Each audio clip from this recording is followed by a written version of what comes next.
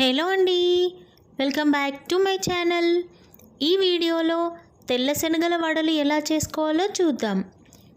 ఈ వడలు చాలా ఈజీగా చేసుకోవచ్చు అండ్ చాలా టేస్టీగా కూడా ఉంటాయి. ఈ హెల్దీ వడలకి ముందుగా కావాల్సినవి తెల్ల శనగలు తీసుకొని 2 times వాష్ చేసుకొని మళ్ళీ ఫ్రెష్ వాటర్ యాడ్ చేసుకొని 5 to 6 hours నానబెట్టుకోవాలి. ఇవి బ్రేక్ఫాస్ట్లో అయినా ఈవినింగ్ స్నాక్స్లో అయినా తినొచ్చు. బ్రేక్ఫాస్ట్లో అయితే ఓవర్ నైట్ నానబెట్టుకోవాలి, స్నాక్స్లో అయితే మార్నింగ్ నానబెట్టుకోవచ్చు.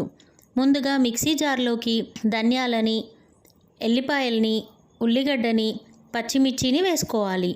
ఇంకా 1 టేబుల్ స్పూన్ జీలకర్రని కూడా వేసుకోవాలి. నానబెట్టిన శనగల్ని సగం వేసుకొని గ్రైండ్ చేసుకోవాలి. మరీ మెత్తగా పేస్ట్లా కాకుండా బరకగా గ్రైండ్ చేసుకోవాలి. మరీ మెత్తగా చేసుకుంటే వడలు సరిగ్గా రావు, అందుకనే ఇలా బరకగా చేసుకోవాలి. అప్పుడే వడలు చాలా టేస్టీగా కూడా ఉంటాయి. మిగిలిన శనగల్ని కూడా ఇలానే గ్రైండ్ చేసుకోవాలి.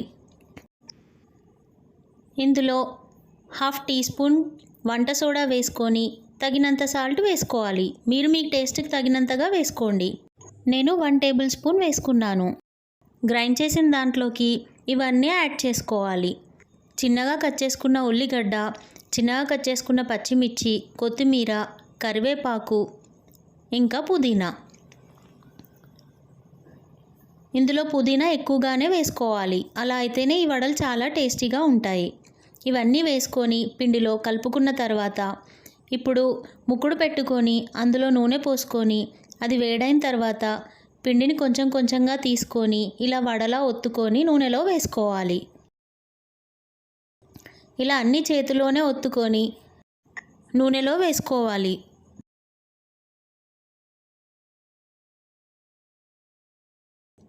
ఇలా అన్నీ వేసుకున్న తర్వాత ఒకసారి అన్నీ మరలేసుకోవాలి.